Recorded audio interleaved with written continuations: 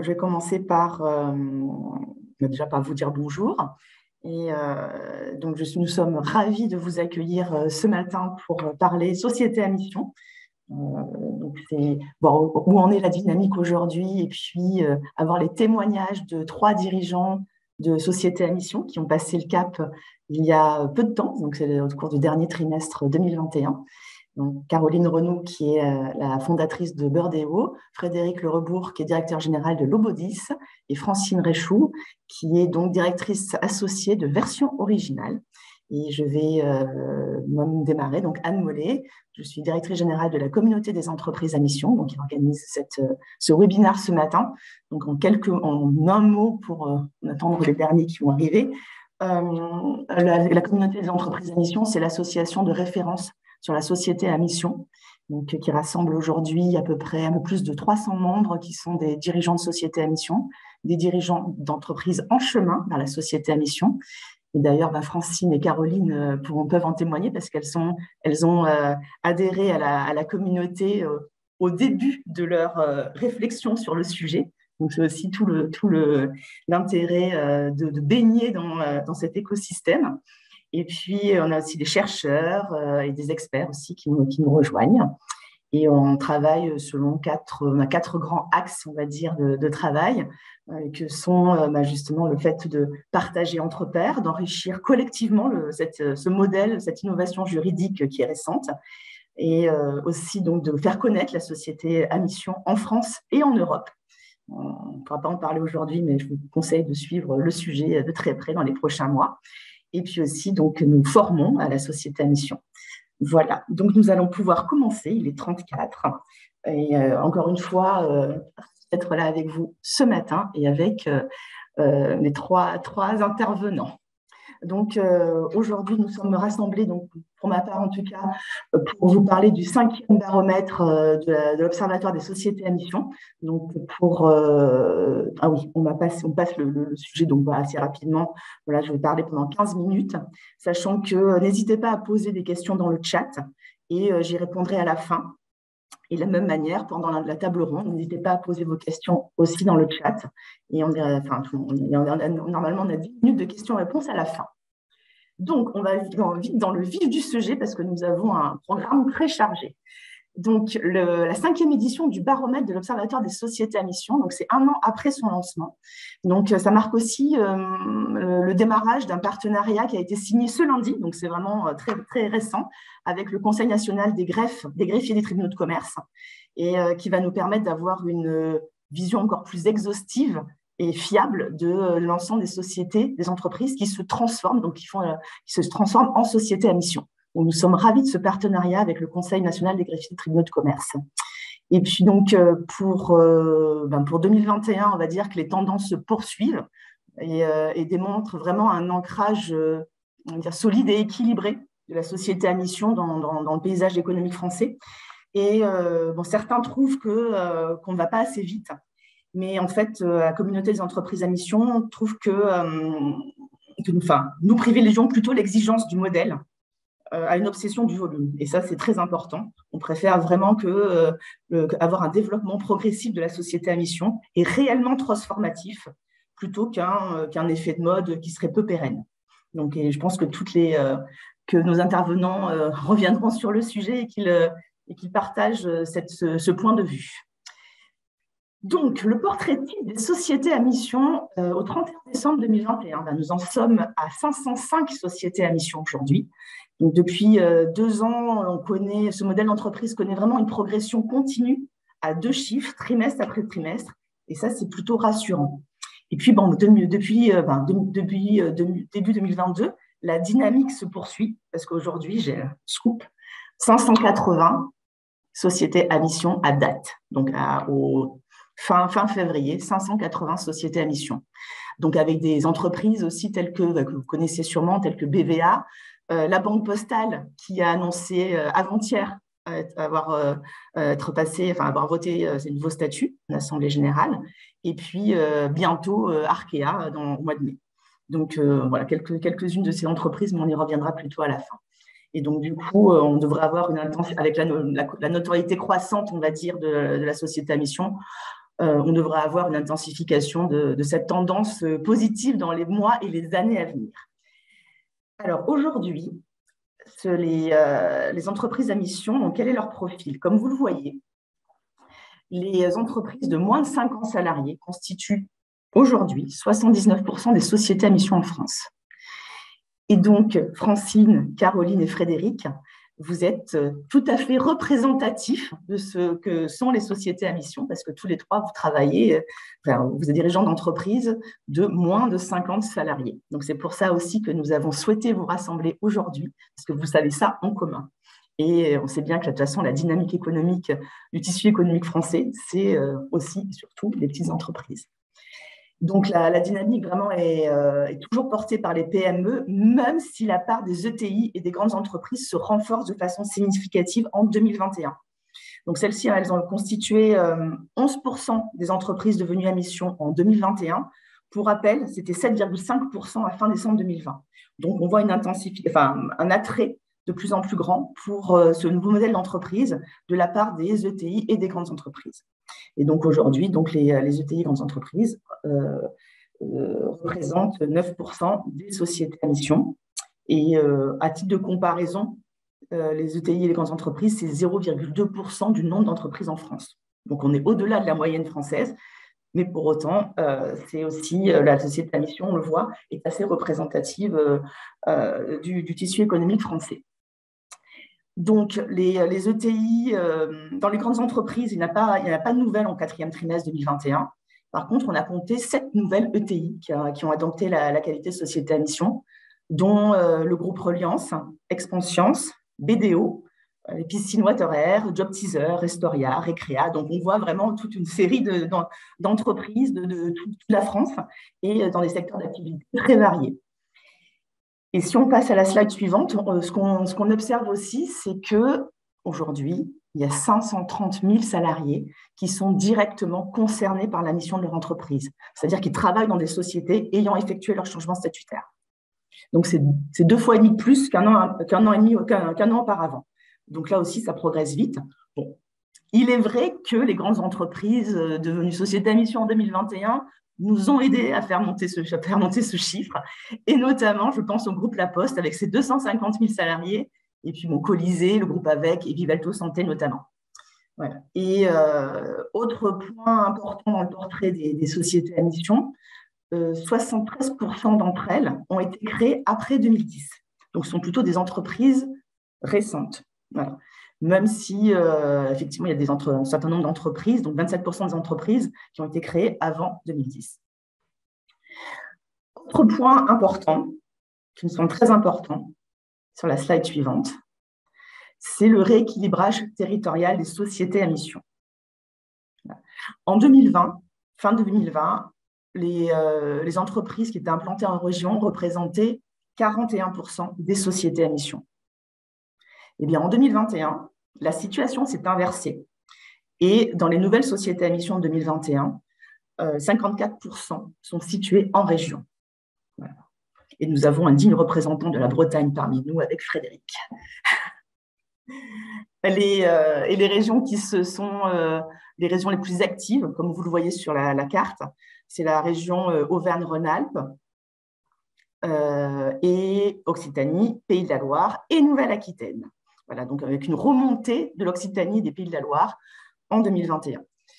Et les régions Auvergne-Rhône-Alpes et Provence-Côte d'Azur sont celles qui ont eu la plus forte croissance. Elles ont triplé. Le nombre de sociétés à mission a triplé en un an.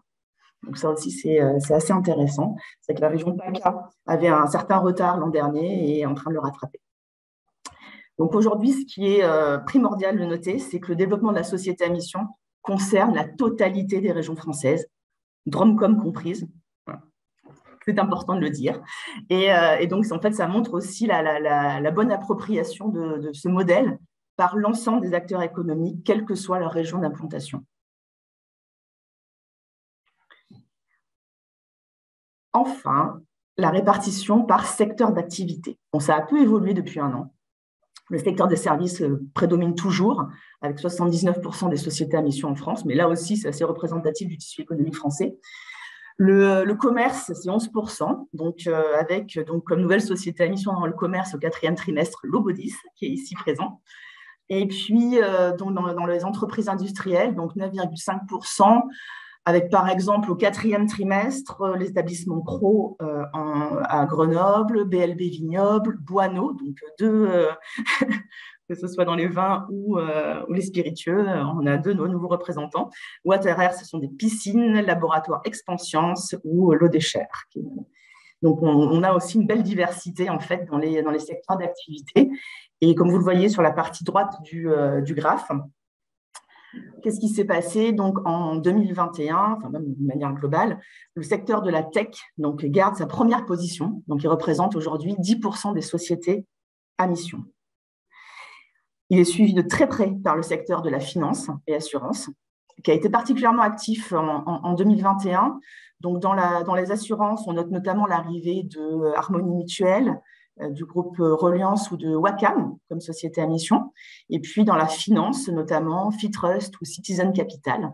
Et comme je le disais tout à l'heure, bientôt Crédit Mutuel Arkea.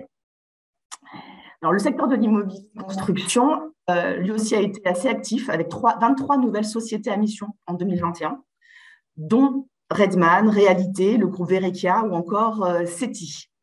Et il y a aujourd'hui, en 2021, il y a 2 bailleurs sociaux qui sont devenus sociétés à mission, donc le Erilia à Marseille et Armoric Habitat, comme son nom l'indique, en Bretagne.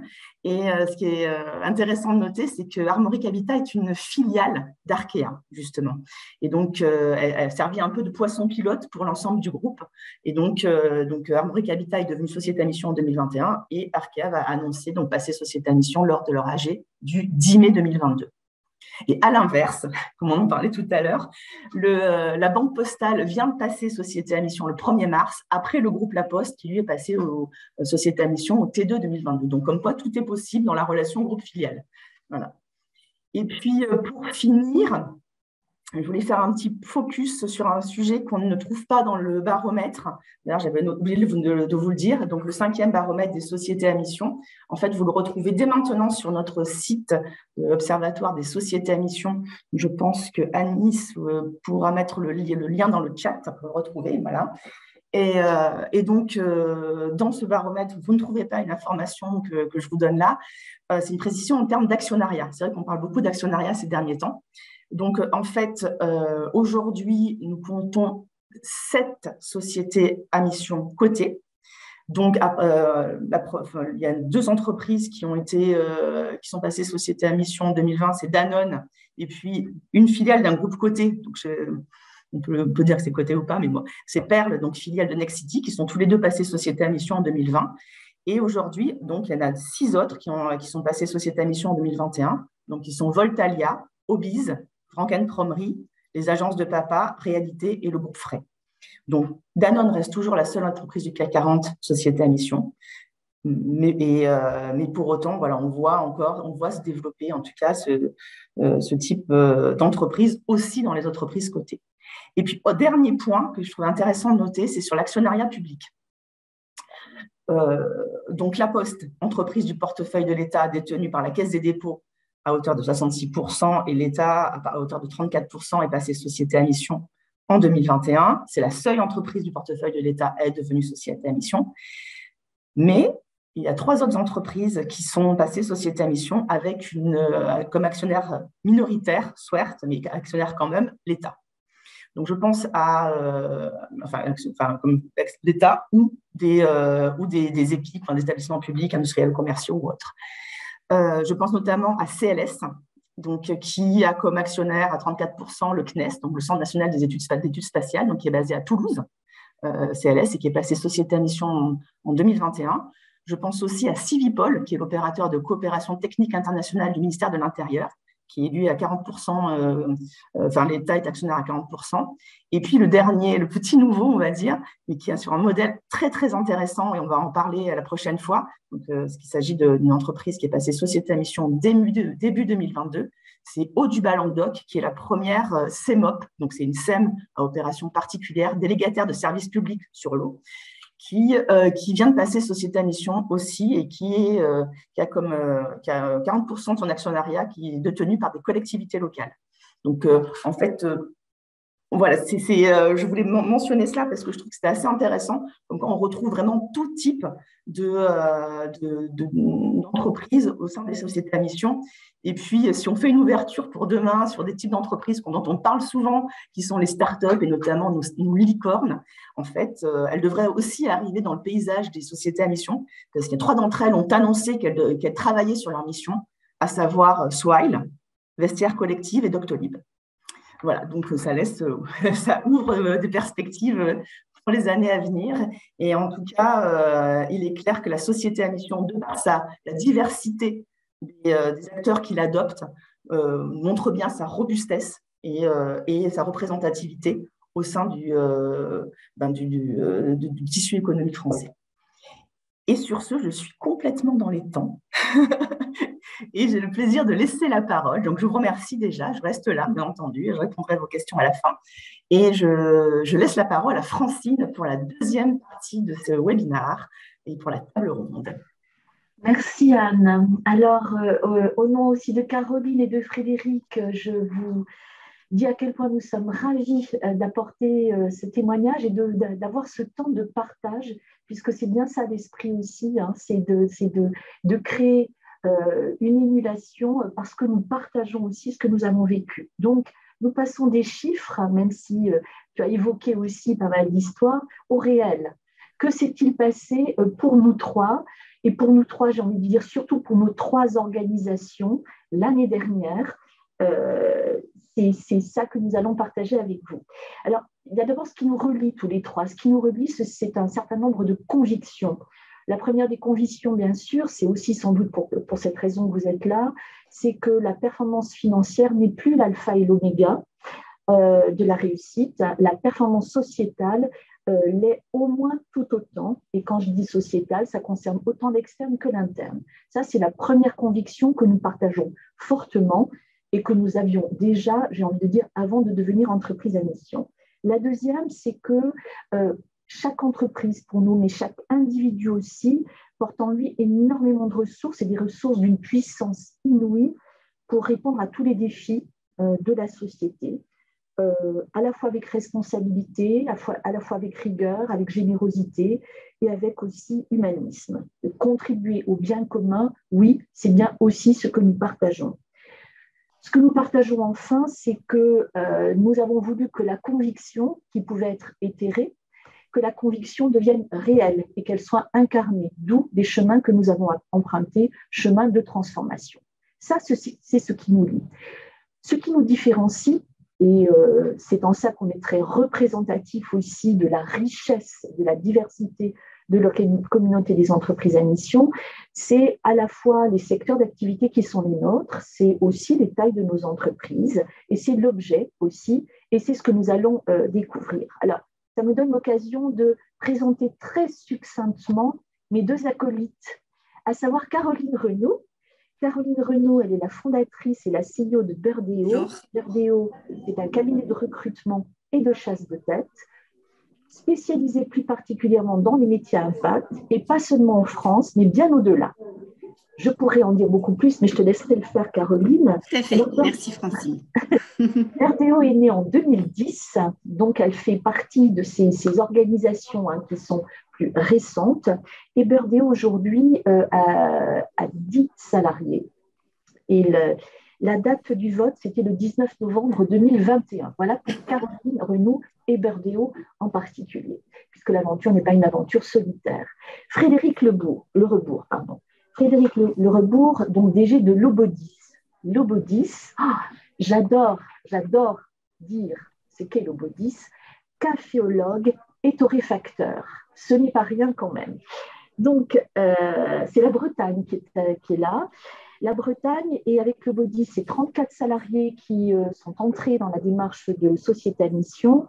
Lobodis est beaucoup plus ancien, c'est 1988 de mémoire, et la date du vote, c'était le 3 novembre 2021. Donc, vous voyez, un tout autre secteur et une taille d'entreprise un peu différente. Et puis, moi, Francine Richoux, donc, executive coach et directrice associée du cabinet Version Originale. Version Originale, c'est un cabinet qui accompagne des managers et des dirigeants dans toutes leurs étapes de vie professionnelle, en particulier en coaching individuel, coaching collectif, outplacement et formation au leadership. C'est un cabinet qui est né en 2020. Aujourd'hui, nous sommes 20 personnes et nous avons donc déposé raison d'être et engagement dans les statuts le 12 octobre 2021. Donc pour nous tous, c'est clair que la mission place véritablement la création d'un commun au cœur de la stratégie et c'est ce que nous allons vous raconter. Alors on a décidé tous les trois non pas d'être dans quelque chose de théorique, mais de passer par les étapes du chemin. Donc il y aura 3 temps. Un premier temps, c'est le temps de l'impulsion. Le temps de l'impulsion, ce moment en fait où on se dit mais on va y aller. Et on va voir ce qui mobilise les uns et les autres à ce moment-là. Le deuxième temps, eh bien, c'est le chemin emprunté, c'est-à-dire comment nous y sommes-nous pris. Et puis le troisième temps, et qui n'est véritablement pas anodin, c'est ce qu'on a appelé le jour d'après. Le jour d'après, c'est-à-dire on a déposé les statuts, on a bien bossé, on a peut-être fêté d'ailleurs, on a un peu communiqué, mais après, que se passe-t-il? Les premiers effets à l'interne et à l'externe. On va commencer par la première étape, si vous le voulez bien. Alors, vous n'hésitez pas, bien sûr, à continuer à poser vos questions dans le chat. Elles seront bien sûr traitées à la fin, donc dans à peu près une demi-heure. Donc, on commence par la partie 1, cette fameuse partie qu'on appelle l'impulsion, c'est-à-dire ce moment qui, en apparence, est spontané, qui est en tout cas irrésistible et qui va nous pousser à l'action. Et elle nous vient de l'interne et de l'externe. Alors, Caroline, je vais commencer par toi. En fait, où en était Birdineau de son histoire? C'est-à-dire, quelle est son histoire peut-être? Et qu'est-ce qui fait que tu as décidé d'emmener le collectif sur ce chemin-là? En fait, Birdineau, ça a été créé il y a 11 ans maintenant et depuis le début, nous, vraiment, l'ambition, c'était de travailler sur des postes en recrutement et chasse de tête qui avaient un impact social et ou environnemental dans les entreprises. Donc, quelque part, on avait déjà… alors, j'aime pas dire c'est dans notre ADN, etc., puisque dans la réalité, on se rend compte que c'est bien d'avoir des bonnes intentions, mais qu'après, il y a une exigence derrière. Et moi, m'intéresser à ce statut, c'est ça aussi que ça m'a mis en évidence, c'est que c'est bien d'avoir une activité sur ces sujets, mais que ça demande une mobilisation aussi sur plein d'autres choses. Donc, quand j'ai entendu parler des débuts du statut, etc., très naturellement, on était déjà dans ces communautés et cet état d'esprit, je dirais. Alors, tu parles de statut et d'exigence, mais l'exigence était déjà au rendez-vous, puisqu'en fait, vous étiez déjà Bicorp. Et ça, c'est intéressant que tu nous… Oui, très bien. Tu es un peu mission native quand même, mais voilà, qu'est-ce qui s'est passé avant? En fait, je dirais pour moi, c'est ça, il y a eu 3 grandes étapes pour l'instant, mais ça va continuer. Il y a eu une première étape qui a été la création de Birdineau, c'est-à-dire, alors au départ, j'étais toute seule. Moi, je crois que la société, je crois que les entreprises peuvent faire partie de la solution. Il y a le statut Bicorp qui est apparu en France autour de 2015. Donc, Bicorp, c'est un label, pardon, c'est pas un statut, c'est un label international qui permet de structurer quand même, si on peut comparer, une démarche RSE. Et c'est vrai que pour moi, ça a été… et pour toute l'équipe, parce qu'à l'époque, on devait être déjà 5 ou 6, ça a été très apprenant et très exigeant d'obtenir ce label, ce qui nous a déjà mis quand même dans une démarche, non seulement d'avoir des ambitions, mais d'avoir déjà quand même des preuves de ce qu'on pouvait faire et puis des axes d'amélioration. Donc, le fait d'avoir déjà structuré tout ça, c'est vrai que la société à mission, même si c'est très exigeant, ça nous avait quand même déjà mis dans une démarche. Et je ne te vois plus, Frédéric, mais on reviendra. Il est là, on le voit. Je suis là. Alors, moi, je ne te vois pas. Frédéric, alors, côté Lobodis, alors, qu'est-ce qui fait qu'en fait, vous vous êtes lancé Et d'ailleurs, est-ce que ça vient de quelqu'un en particulier? Est-ce que c'est dans la droite ligne de ce que vous faisiez déjà auparavant? Dis-nous. Alors peut-être pour recadrer Lobodis, nous sommes torréfacteurs. Dès le début, nous sommes nés en 1988 avec dès le début une véritable ambition autour d'un projet qui soit porté sur le partage de la valeur ajoutée, sur le respect. Et nous avons donc travaillé énormément dès le départ avec des petits producteurs aujourd'hui dans 15 pays. Et je le rappelle ici, nous avons été la première entreprise en France à mettre sur le marché un produit issu du commerce équitable, puisque nous sommes très vite rendus compte que si nous voulions assumer nos responsabilités, il fallait embarquer avec nous les producteurs et partager la valeur. De ce fait, l'idée de peut-être d'être autour de travailler avec des personnes, on va dire qu'il y avait travailler avec eux leur accès à l'autonomie. On a reporté un petit peu ici en Bretagne cette idée, ce projet, en créant un site de production entièrement dédié à l'intégration dans le travail des personnes en situation de handicap, et ça en 1994. Et puis voilà, ça c'est Lobodis, c'est l'origine, et c'est ce projet que nous avons mené tant bien que mal, parce qu'un petit peu avant-gardiste, parce que difficile d'un point de vue, rentabilité aussi financière, économique, parce que voilà, depuis pendant 20 à 25 ans. Et puis ce projet s'est construit au fur et à mesure, foisonné.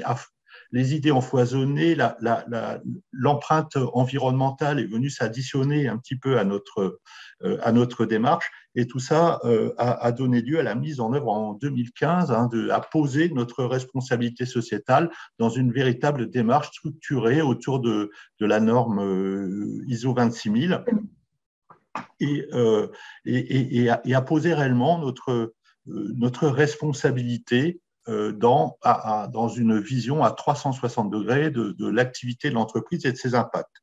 Et puis, voilà, l'idée du passage à l'entreprise à mission est née fin 2019 dans ma tête. J'ai commencé à le partager avec l'ensemble des collaborateurs. Alors pourquoi? Parce que je pense que l'idée était de passer de la responsabilité à l'utilité. Si vous voulez, de quoi nous sommes responsables, maintenant à quoi nous sommes utiles, il fallait que nous travaillions à ça. Et l'entreprise à mission, voilà, les statuts répondaient pour moi pleinement à ça et nous permettaient aussi, en inscrivant un petit peu tout ça dans nos statuts, en inscrivant tout ça dans le marbre, de poser finalement les principes directeurs de notre utilité, d'embarquer avec nous, on y reviendra, mais l'ensemble des parties prenantes directes de l'entreprise, et puis d'être serein, on va dire, désormais, c'est-à-dire qu'on ne posait plus la question du modèle, le modèle était ancré, voilà. Désormais, nous pouvions nous consacrer entièrement aux enjeux de société, aux enjeux planétaires qui sont les nôtres, que je ne vais pas décrire ici, mais auxquels nous souhaitons totalement prendre part et construire l'avenir, en fait. Voilà un petit peu, si vous voulez, le chemin qui nous a, l'impulsion menée enfin, voilà, comment est née cette impulsion de devenir entreprise à mission. En vous écoutant l'un et l'autre, on se rend bien compte de cette espèce de tension qu'il y a entre le d'où nous venons, donc il y a une histoire du passé, et où nous voulons aller, c'est-à-dire qu'il y a aussi le futur. Ce chemin de transformation est un chemin d'exigence, c'est un chemin qui s'inscrit un peu dans ce qui s'est passé auparavant, mais qui se déplace parce qu'il y a quelque chose qui devient plus puissant, c'est la quête de sens, c'est l'utilité, enfin on peut le nommer de plein de façons, mais c'est bien de ça qu'il s'agit. L'impulsion est vraiment nourrie de ce temps-là, de l'histoire, de là où nous en sommes. Alors, moi, côté version originale, on travaille avec beaucoup d'entreprises, puisqu'en fait, on accompagne les managers et les dirigeants en coaching et en outplacement. Donc, on a toujours pensé que l'entreprise était à la fois un lieu de cohésion, et c'était un lieu qui était aussi constitutif de valeurs, et puis que c'était un lieu social où il y a plein de choses qui se jouent, développement de soi, développement de liens, mais développement d'une certaine façon d'être aussi en société. Donc, tous les coachs, hein, on est 18 coachs, ouvrent des espaces de challenge, de dialogue avec à la fois l'histoire individuelle et l'histoire collective. Et on est là à la fois pour redonner confiance, mais on est là aussi un peu pour chahuter. On est là aussi pour faire rentrer chacun dans une dynamique qui est itérative, responsable et responsabilisante. Bon, c'était comme ça. Et puis, 2020, on vit comme vous tous les confinements successifs. Et 2020, pour version originale, c'est une année de très, très forte activité.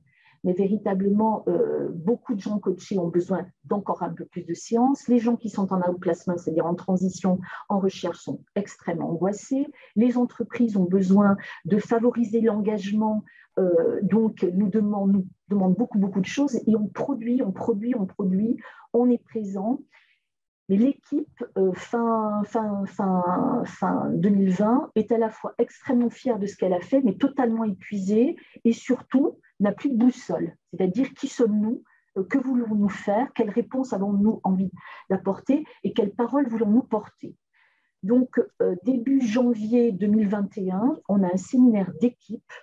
Et lors de ce séminaire d'équipe, en fait, je fais un état des lieux, de là où nous en sommes dans notre histoire. Une histoire date de 2000, donc là où nous en sommes, ce que nous avons vécu en 2020, de ce qui se passe aussi dans la société, c'est-à-dire que la quête de sens devient de plus en plus aiguë aussi. Nos clients se posent énormément de questions. Donc cette quête de sens, on doit la traiter de façon plus conséquente. Et puis, il y a la loi Pacte aussi, qui est une opportunité magnifique pour finalement se dire, eh bien, on va y aller, et on va y aller de façon rigoureuse, de façon puissante, de façon sérieuse.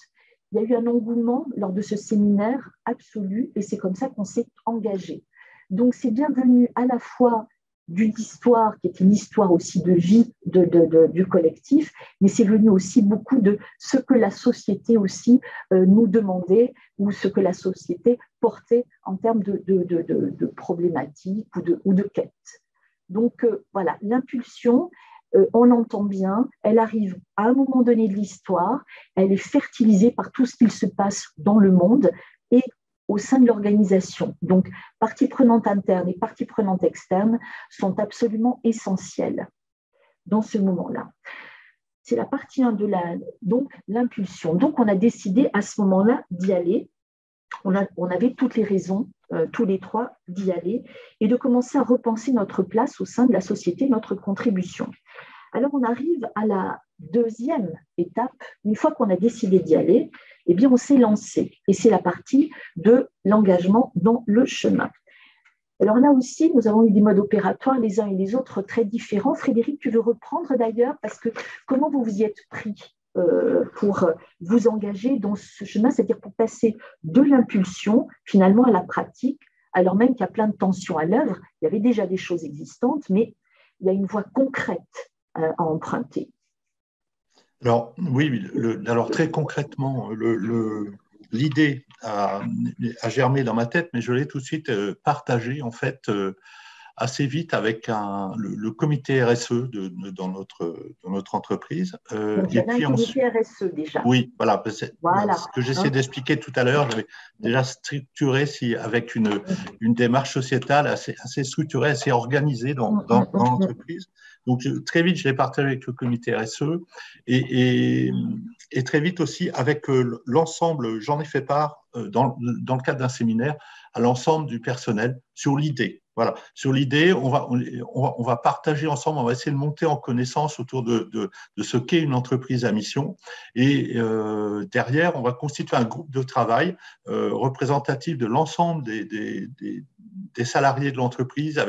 J'ai attaché énormément d'importance à avoir tous les métiers dans ce groupe de travail, à avoir aussi toutes les anciennetés, hein, des nouveaux entrants et puis des gens qui étaient là depuis le début, enfin depuis il y a une quinzaine d'années dans l'entreprise, voilà, pour pouvoir réfléchir autour de cette idée et commencer à travailler autour de notre raison d'être. Voilà un petit peu le chemin. Donc, ça a été vraiment un travail interne, intense, avec 6 à 8 réunions de travail, des petites réunions intermédiaires, etc., autour de cette idée quelle est la raison d'être de l'entreprise et quelle raison d'être nous pouvons poser aussi pour demain. Il y a eu à côté de ça un accompagnement un petit peu méthodologique avec un expert, ça je le recommande totalement parce que c'est un petit peu compliqué, ça peut être un petit peu compliqué, donc il ne faut pas rater les étapes, il ne faut pas être déceptif avec les collaborateurs. Si vous voulez, c'est un groupe de travail part sur une voie et puis que cette voie n'est pas tout à fait atteignable, il faut tout de suite faire les corrections, donner les explications, faire de la pédagogie, etc. etc. Donc il y a tout un travail d'accompagnement avec un expert. Et donc, de là est née une raison d'être qui a été soumise parallèlement à un conseil, un avocat conseil qui a apporté son regard, et de l'autre côté, forcément, aux parties prenantes directes de l'entreprise pour ce qui concerne l'Obodis, l'actionnaire unique de l'entreprise, et puis un partenaire auquel on tient beaucoup, qui est l'association Notre Avenir, qui a cofondé avec nous cet atelier, cette idée de l'intégration des personnes en situation de handicap. Et puis quelques autres parties prenantes, parmi nos clients, pour évaluer, avancer un petit peu avec eux sur ce que nous étions en train de mener. Donc, voilà un petit peu le chemin qui a abouti à une le 3 novembre à poser dans nos statuts. Et voilà, enfin, c'était une date très, très importante. Et nous avons souhaité, le 18 novembre, créer un événement autour de ça, dans lequel on a rassemblé, alors pour le coup en visio, compte tenu du contexte actuel, mais en distanciel, mais on a rassemblé un maximum de personnes pendant 1 heure et demie pour surtout, non pas parler du passé, mais poser ce que nous étions et se projeter ensemble sur l'avenir. Voilà en quoi le fait de se transformer en entreprise à mission nous amenait vers un nouvel avenir et en quoi allait constituer cet avenir, ce à quoi nous allons travailler demain. Voilà. Alors, vous avez commencé quand et ça s'est terminé quand? Puisqu'on sait que ça demande 10 à 18 mois. Est-ce que… Oui, oui, très, très sérieusement, on a commencé fin 2020, vers octobre-novembre 2020 pour les premiers échanges. Et puis l'idée a été posée en décembre 2019 auprès de tout le monde. Mais vous savez tous que sur 2020, il s'est passé 2-3 événements. Et puis on a relancé les choses sur la dernière partie de l'année 2020. Voilà, 1 an, on va dire ça comme ça. Un an. Voilà. D'accord. Tu peux nous donner ta raison d'être quand même, parce que la question est posée dans le chat et maintenant je crois qu'il faut la poser. Alors, on la posera tous les 3, ne vous inquiétez pas, mais vas-y. Alors la raison d'être de l'Obodis, donc chaque jour être un torréfacteur engagé et proposer des cafés authentiques, fiers de leurs origines, source de plaisir et de convivialité, tracés pour vous partager nos impacts. Donc avec un fil conducteur qui est respecté, agir durablement et partager quotidiennement. Merci Frédéric. Alors, Caroline, toi, le chemin, la démarche itérative a commencé quand? Elle s'est faite comment? Puisqu'on a entendu Frédéric dire que c'est parti de l'interne, mais qu'il y a eu un expert aussi qui est venu les soutenir dans l'écriture, et puis les parties prenantes externes ont été importantes. Toi, de quelle façon ça s'est passé? Alors moi déjà, comme moi et mon équipe, on a quand même la chance d'être au milieu de cet écosystème. Très rapidement, j'ai pu échanger avec des gens qui s'intéressaient à la loi Pacte, des gens qui étaient dans la communauté également. J'en ai rapidement aussi parlé à l'équipe, où là tout de suite, j'ai vraiment senti une espèce d'énergie et de motivation sur le sujet. Et ce qu'on s'est dit, c'est que l'enjeu pour nous, c'est vraiment d'être exemplaire parce qu'on est en plein dans le truc et on ne voulait absolument pas tomber dans l'espèce de facilité de dire nous, on est société à mission par nature, etc. Donc, on a on a fait de la veille, toute l'équipe ensemble, où on s'est envoyé tous les articles qu'on voyait sur le sujet. Moi, je me suis formée. Donc, il y a la communauté des sociétés à mission qui fait une formation. Donc, j'ai eu la chance de pouvoir la suivre et je ne peux que la recommander. J'ai partagé avec mon équipe sur le sujet. Et puis, on s'est fait accompagner par un cabinet de conseil, donc le cabinet des enjeux et des hommes, qui nous a accompagnés au niveau méthodologique. Donc, comme tu le disais, Frédéric, c'est vraiment important. Donc, à la fois pour bien identifier les parties prenantes qui pouvaient nous accompagner, pour nous aider aussi à réfléchir sur notre raison d'être, et puis aussi sur les engagements, et pour valider, effectivement, on est passé aussi par un avocat, donc pour bien voir si ce qu'on faisait, c'était pas n'importe quoi, parce que c'est quand même c'est plus qu'un engagement, puisque de toute façon, il y a un ETI qui va venir vérifier ce qu'on fait. En tout cas, ce que je peux dire, c'est que c'est une aventure, une mobilisation qui a été vraiment formidable pour les parties prenantes qui ont participé à ça, et puis surtout pour l'équipe. Et alors, tu as commencé quand et ça s'est terminé quand, avant que tu nous révèles la raison d'être de Burdeo? Alors, quand ça a commencé... Il y a des transformations silencieuses et un jour, ça émerge. Ouais, c'est ça. C'est-à-dire que moi, dès que j'ai entendu parler de la loi Pacte, de toute façon, donc en 2019, je me suis dit, c'est un truc pour nous. Et puis après, je dirais que le moment d'action, ça a été le point fort, ça a été cette formation de la communauté des sociétés à mission. Donc là, je pense que ça devait être au printemps 2021. Enfin, je pense qu'il y a quelqu'un de la communauté des sociétés à mission qui va pouvoir valider ou infirmer ce que je dis. L'accompagnement des enjeux et des hommes, on a démarré à peu près en avril, et le temps de se mettre d'accord, parce que c'est bien d'avoir une raison d'être. Après, avoir des engagements opposables, c'est pas simple non plus. Donc, je pense qu'on a réussi à avoir un truc peut-être après l'été, à la rentrée, et après le temps de faire valider par l'avocat au niveau juridique. Je pense que ça a été inscrit dans les statuts en novembre 2021. Donc, une période relativement courte, mais il y avait de la matière auparavant aussi. Et puis, un accompagnement, presque un double accompagnement, un par la formation communauté entreprise à mission, ce qui n'est pas rien, deux aussi par des enjeux et des hommes.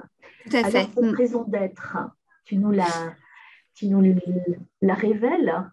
Bien sûr, bien sûr. Alors, c'est éclairer et accélérer la transformation des métiers en mobilisant les meilleurs talents pour contribuer ensemble à la dynamique durable, inclusive et engagée des organisations.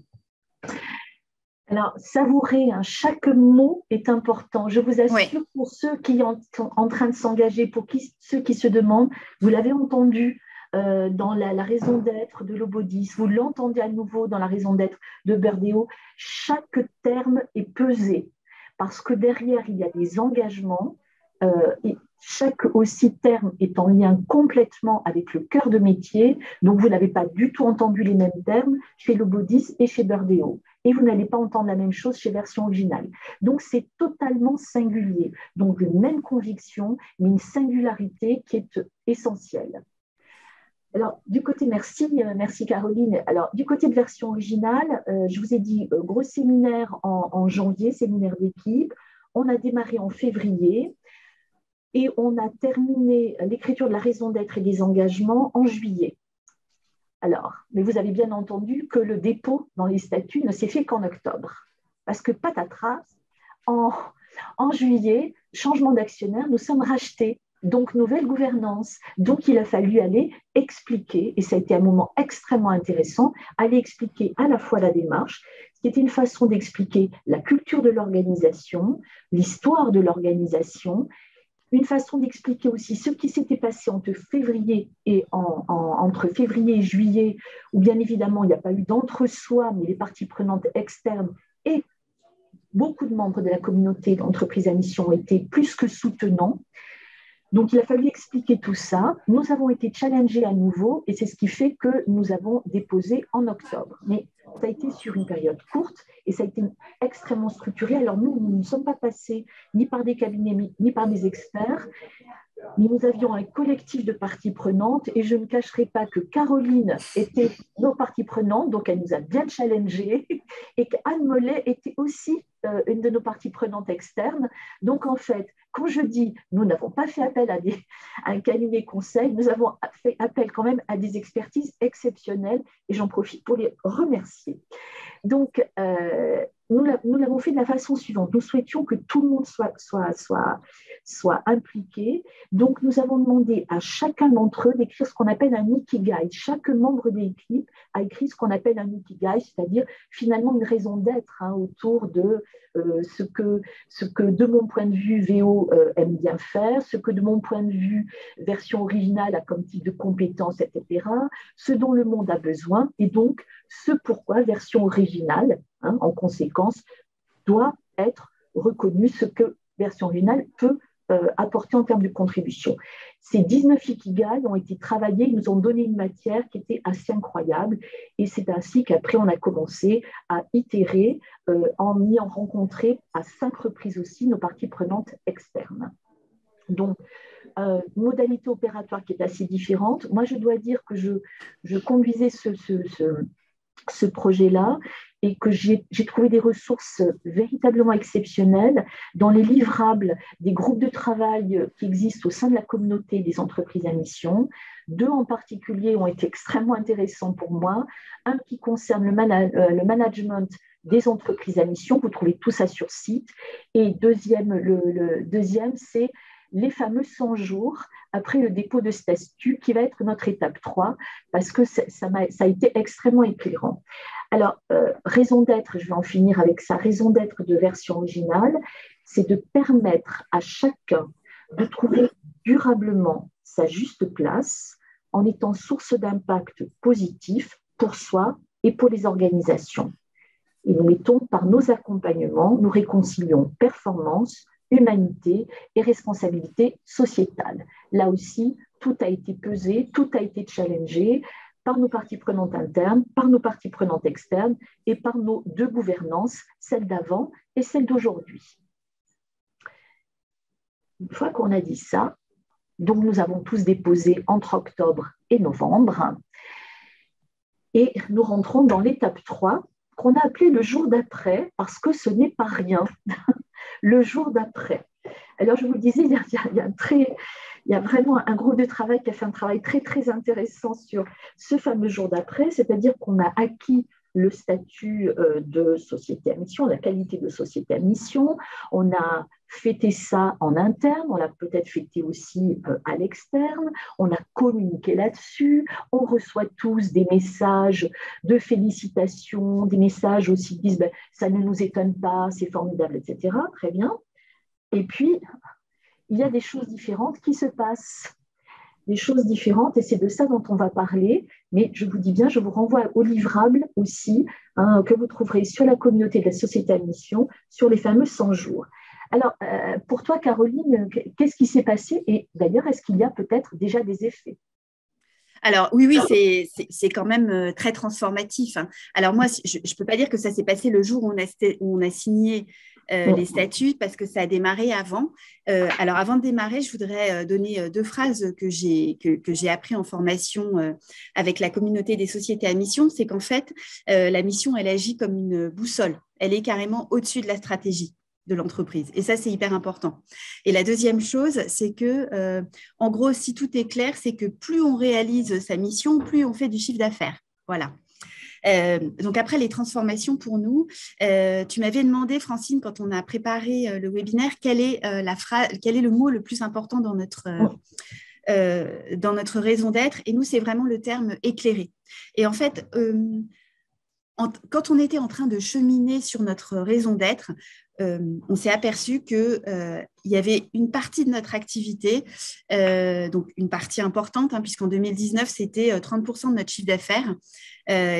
Non, 2020, c'était 30% de notre chiffre d'affaires qui ne correspondait plus à notre raison d'être. C'est-à-dire qu'on avait toute une practice, donc un département qui travaillait sur le recrutement dans les énergies renouvelables et dans l'efficacité énergétique, où là, les postes, ils étaient classiques, très techniques, et puis finalement, il n'y avait pas besoin d'éclairer sur ces postes.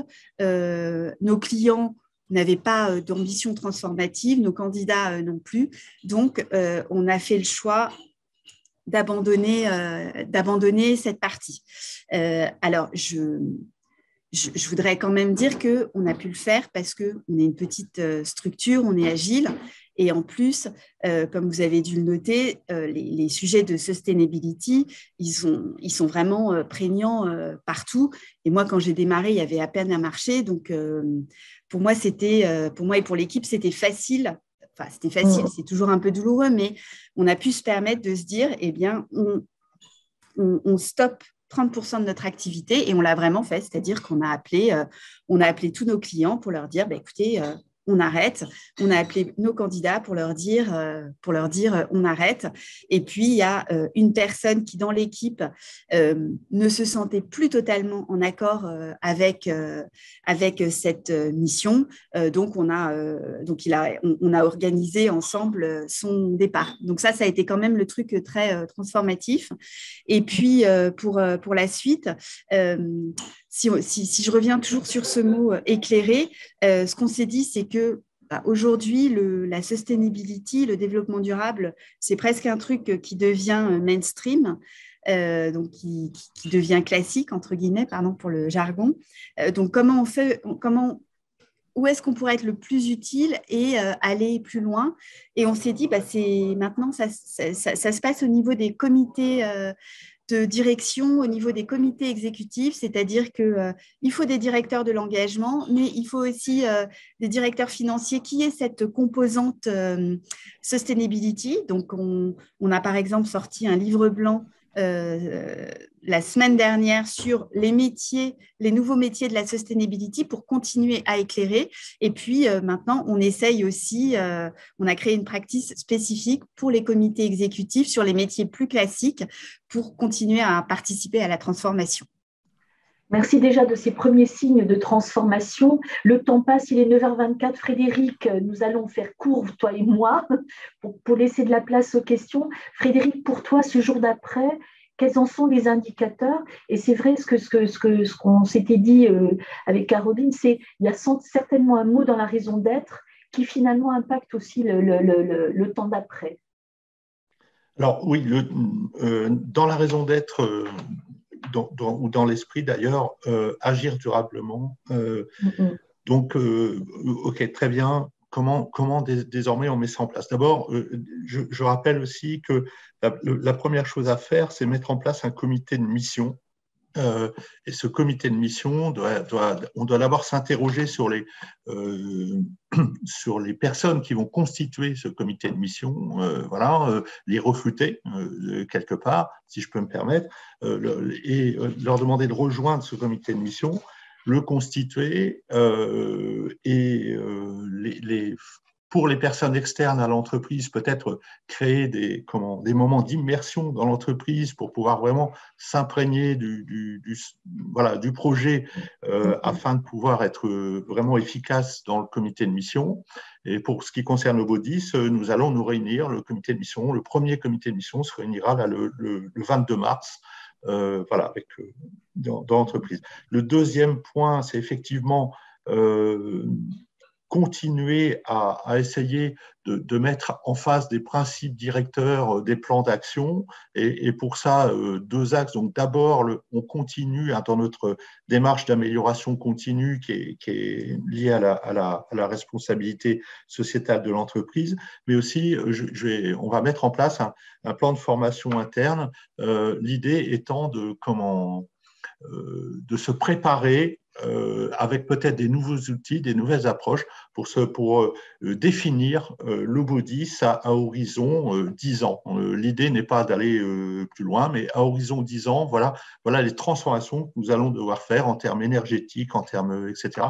Et commencer à réfléchir comment nous allons y aborder. Donc, quelques personnes en entreprise vont faire ce plan de formation pour ensuite essaimer et constituer nos groupes de travail, etc. L'action, c'est peut-être le mot voilà, c'est là-dedans en tout cas que le body s'inscrit en permanence. Voilà. Merci Frédéric. Alors, du côté de version originale, nous avons déjà engagé un certain nombre de choses. La première des choses, pour rebondir sur ce que tu disais Frédéric, on a constitué notre comité de mission. La première réunion a duré d'ailleurs une demi-journée et c'était donc vers le mi-février. Donc déjà une première mise en travail et une façon de muscler aussi les engagements pour aller vers les objectifs opérationnels et la métrique aussi, parce que qui dit impact dit mesure, c'est très très clair, donc il y a déjà eu ça. Il y a eu aussi des actions qui ont été conduites, puisque nous, ce qui compte beaucoup, c'est la notion de réconciliation. Et qui dit réconciliation, c'est réconcilier performance, humanité, responsabilité sociétale. Réconcilier, c'est rétablir la concorde, rétablir l'amitié, donc refédérer aussi des collectifs, mais autour de valeurs communes, autour d'éléments constitutifs, la fameuse boussole, qui est la raison d'être et les engagements. Et donc, nous avons 3 engagements et l'équipe a pris, enfin une partie de l'équipe a pris l'engagement 1, une autre partie l'engagement 2, l'engagement 3, donc de façon très très collaborative. Et enfin, et ce sera le dernier point, on a une réunion d'équipe tous les lundis après-midi et donc nous avons ce qu'on appelle la minute entreprise à mission sur lequel il y a du partage. Voilà, beaucoup d'autres choses à dire, bien évidemment, mais il est 9h28. Vous voyez que ce sont 3 histoires très belles, 3 histoires qui sont passionnantes et qui sont loin d'être terminées. Nous sommes bien sûr à votre disposition, Caroline, Frédéric et moi, pour les questions complémentaires, mais peut-être les questions déjà du chat. Et Anne, je te laisse la parole.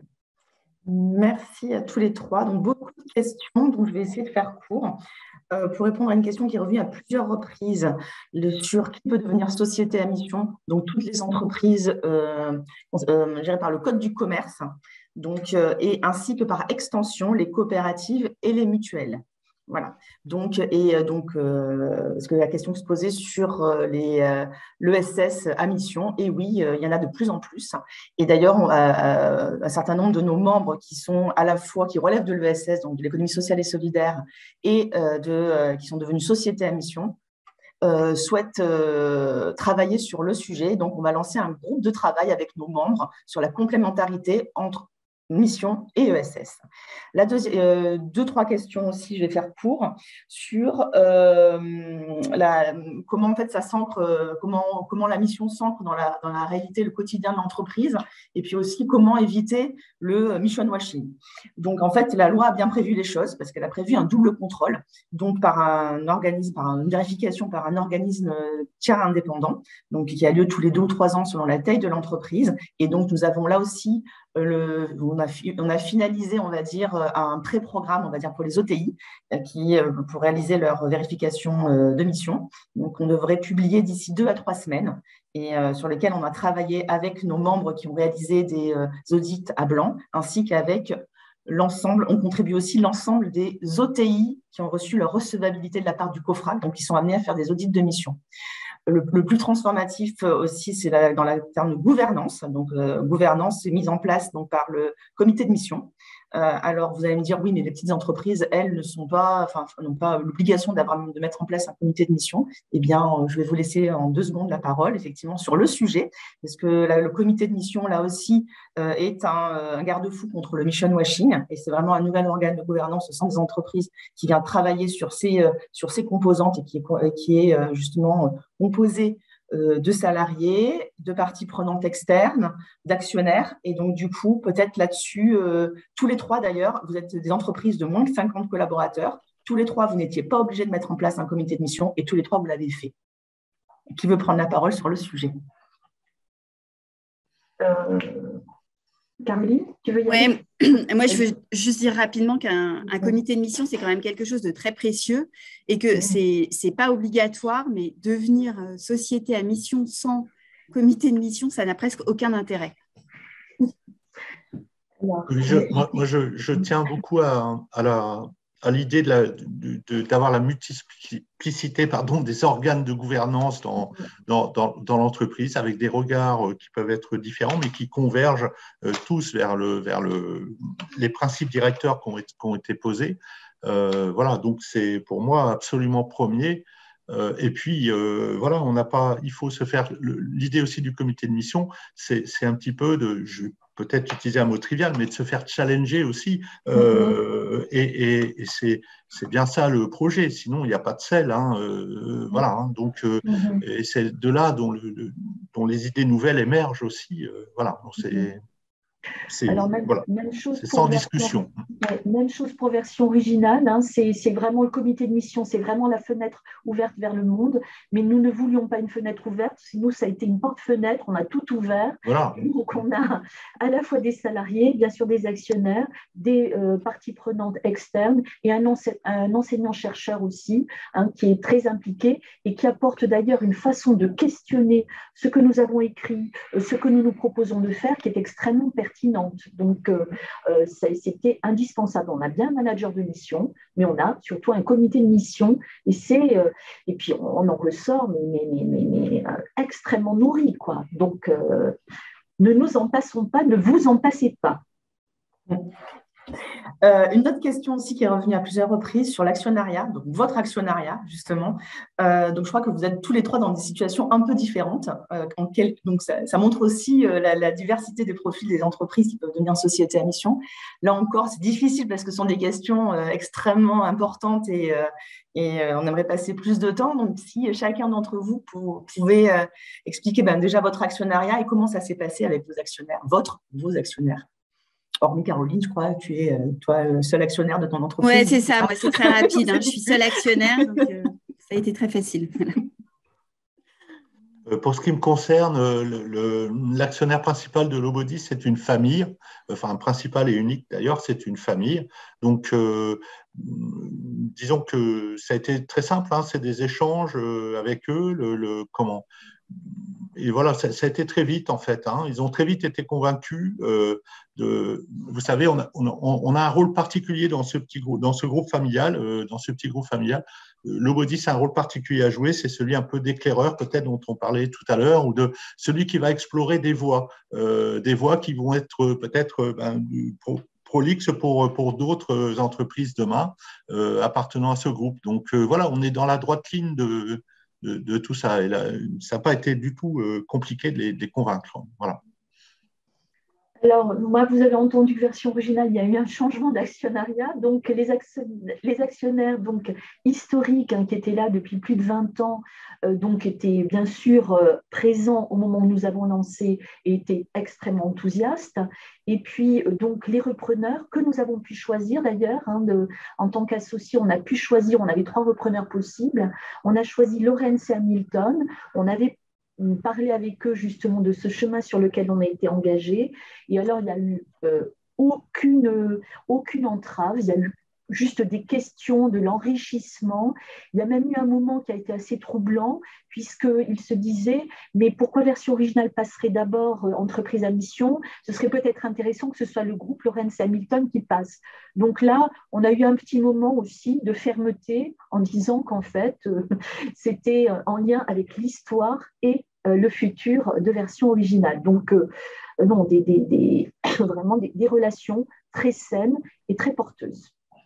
La recommandation, si je peux me permettre de faire, si vous voulez réassurer votre actionnariat, faites-vous accompagner d'un juriste et de quelqu'un qui va vraiment leur proposer une analyse de risque globale, voilà l'approche terminologique, juridique réellement, et qui va les réassurer. Voilà,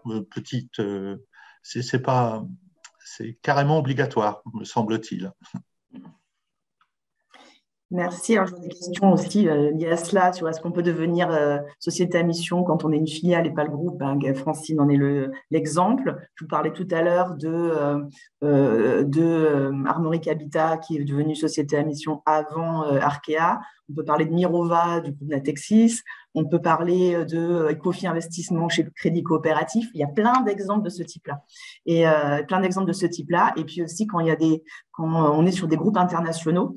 Là aussi, c'est une question qui est revenue dans le chat sur comment ça se passe quand on a un groupe international. La filiale française peut devenir société à mission. Donc, c'est le cas de Chiesi, qui est une entreprise pharmaceutique italienne, qui sont sociétés à bénéfice en Italie et qui sont sociétés à mission en France. Et c'est le cas, et dans d'autres cas, on a des entreprises qui ont des portées internationales, françaises qui ont des portées internationales. Et là, c'est tout le groupe qui devient société à mission.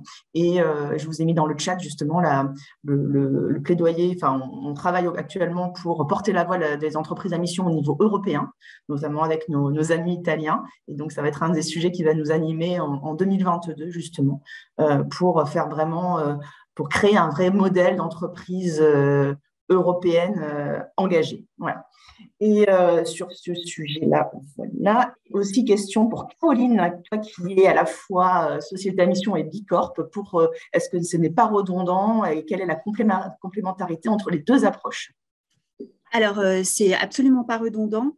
Alors, si je caricature, nous, Burdeo, on pourrait être société à mission et avoir un bilan carbone absolument déplorable. Et on pourrait être Bicorp sans avoir un engagement dans notre business model de faire quelque chose de positif. Donc, pour moi, on a d'abord été Bicorp. Ça a été très structurant pour avoir cette démarche RSE ISO 26000 quelque part, où là, on s'interroge vraiment sur chaque impact, chaque externalité de l'entreprise. Et puis, être société à mission, c'est une boussole, c'est au-dessus de la stratégie et c'est ça qui nous aide à savoir quelles sont les activités qu'il faut potentiellement arrêter, comme j'ai expliqué, ou celles qu'il faut potentiellement créer. Merci Caroline pour ces indications. Je crois que nous avons… Ah oui, aussi, il y a plusieurs personnes qui nous ont posé la question du budget à mettre en place. Alors, je vais apporter une partie de la réponse. La phase amont, il y a beaucoup… Le budget, en fait, c'est le temps homme, et notamment du temps de dirigeant. Là, il ne faut pas se tromper. C'est quelque chose que vous ne pouvez pas déléguer en tant que dirigeant. Voilà, c'est clair. C'est un sujet avant tout de gouvernance. Donc, ça va vous prendre du temps de dirigeant, du temps avec votre équipe de direction, du temps avec vos managers, vos collaborateurs. Et pour autant, c'est tellement riche et on en retrouve vraiment les bénéfices. Vous en êtes les illustrations. Et puis, effectivement, si vous voulez vous faire accompagner, là, c'est du temps, c'est le coût du consultant que vous aurez choisi, ou le coût de la formation si vous voulez le faire par vous-même. Et puis après, c'est l'OTI, l'organisme tiers indépendant. Donc, c'est la vérification par l'OTI, mais qui a lieu tous les 2 à 3 ans et qui est variable. Donc, nous, ce qu'on vous conseille, c'est de faire vraiment appel à plusieurs OTI pour vous faire votre propre choix, parce qu'ils seront là aussi pour vous accompagner. Ils ne sont pas là pour sanctionner. Ils sont là aussi pour vous accompagner dans cette démarche. Et effectivement, on voit qu'on avance vraiment dans la robustesse, dans l'exigence du modèle, une fois qu'on travaille avec les organismes tiers indépendants sur cette vérification, et ils vous font vraiment bouger les lignes. Et c'est ce qu'on voit vraiment aujourd'hui. Voilà, c'est vraiment l'évolution. Donc non, la société à mission, ce n'est pas hors sol. Justement, la société à mission, c'est vraiment ancré, et c'est vraiment exigeant, et c'est vraiment transformatif, et c'est juridiquement opposable. Donc, il faut être convaincu, il faut avoir de l'audace aussi pour se lancer sur ce chemin. Mais il y a beaucoup de bienfaits, en tout cas, d'après ce que nous disent les dirigeants. Et puis, pour finir, il y a une autre question sur est-ce qu'il existe des cas de salariés qui ont poussé le sujet de la société à mission dans leur organisation? Eh bien, oui, ça existe. Francine en est l'exemple, parce que c'est une corporate activiste, comme on les appelle, qui a réussi. De la même manière, chez Fitrust, c'est aussi la directrice du développement et de marketing qui a poussé le sujet auprès de sa direction, qui s'est vraiment embarquée dans le sujet. Et de manière plus globale, dans une grande entreprise qui s'appelle Suez, il y a un collectif qui s'est créé qui s'appelle Suez Act for the Planet et qui, avant justement la scission de Suez, avait demandé à ce que le New Suez devienne société à mission. Et ils ont rassemblé comme ça plus de 200 salariés. Ils se sont organisés pour pousser le sujet auprès de leurs futurs actionnaires. Donc, c'est en cours. Donc, oui, ça existe. Selon qu'on est une petite entreprise comme chez Version Originale, ça peut être mené par une personne ou, quand c'est donc une grosse entreprise, un collectif peut faire vraiment pèse vraiment dans la balance. Voilà, et il est 41. Et écoutez, on vous remercie tous. Si vous n'avez pas, si on n'a pas pu répondre à toutes vos questions, mais n'hésitez pas à nous contacter sur notre adresse de la communauté d'entreprises à mission. Donc, vous la retrouver sur notre site, ou sinon, il y a quelqu'un de la communauté, Anis, tu peux la mettre dans le chat. Et vous n'hésitez pas à nous poser toutes les questions que vous souhaitez sur cette adresse mail, et on y répondra autant que faire se peut, dans la mesure où, je vous rappelle, la communauté des entreprises à mission est une association d'intérêt général.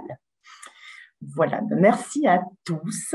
Merci à tous ceux qui ont participé, qui sont intervenus, vous trois qui étaient intervenus dans ce webinaire, et puis à tous les participants à ce webinaire qui a rassemblé plus de 200 personnes. Donc, c'est très encourageant, en tout cas pour nous, de voir que ce nouveau modèle d'entreprise engagée prend vraiment de l'ampleur. Une très, très bonne journée à vous et puis à très bientôt. Merci.